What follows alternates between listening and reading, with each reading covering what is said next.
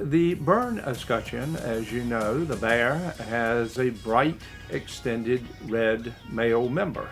And the New Bern bear lacks the bright red extended male member. It was just cold when they drew him. I assume so, and of course many of the people from Bern react in horror and say, "What have you done to the bear?" I'm Jeremy Mason McGraw, and my company Global Image Creation works with some of the most notable names in luxury travel. Our clients take us around the world to help tell their story. Along the way, we encounter interesting people and experiences that we want to share with you. These are our global adventures. New Bern is a remarkable town, I think, for a small town, and there's some things that make it just a very special place to live.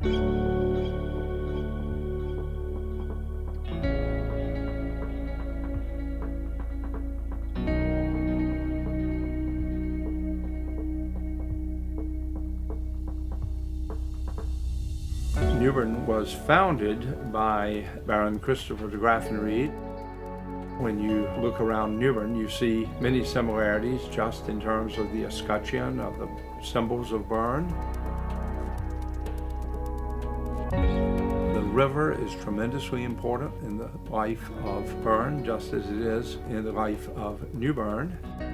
One of the things, quite obviously, is the history, that it is a town with more than 300 years of fascinating history.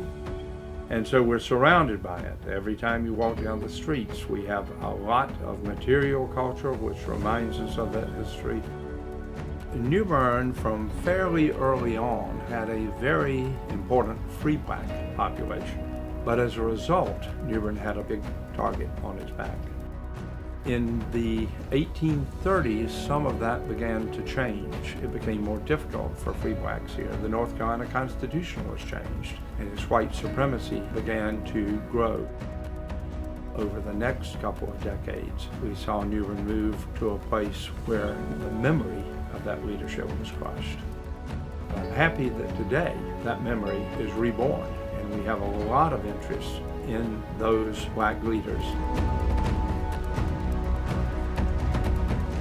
My favorite New Bernian, in fact my favorite North Carolinian, is a man named William Gaston. The things he wrote about human rights and about tolerance, and about the very things we're talking about right now, are as profound, I believe, as anything I've ever read on those subjects. In the 1760s, Lieutenant Governor, then Governor Tryon, decided that North Carolina should have a permanent seat for its government. And he determined to build a fine Georgian building in New Bern, which would serve as the government house. It was never his intent for it to be referred to as a palace, but it derisively became Tryon's Palace, and the name stuck, and it was the capital of North Carolina.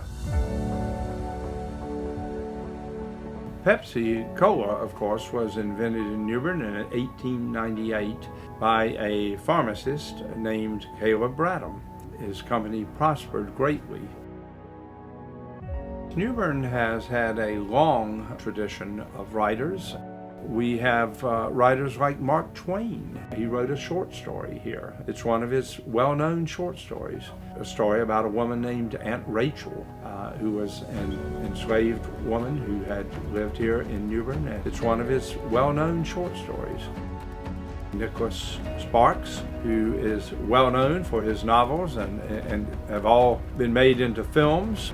He resides here in New Bern. He was not born in New Bern, but he got here as quickly as he could. Once he began to make a little money, he set his first well-known novel, The Notebook, was set in New Bern, and then he quickly moved here. You also have writers who chose to write about New Bern. One is the French writer Jules Verne, who wrote a novel set in New Bern. And in that novel, Verne has a French scientist who is living in an insane asylum on the banks of the Neuse River in New Bern, and he has invented a weapon called the fulgurator, which is the predictor, really, of the atomic bomb.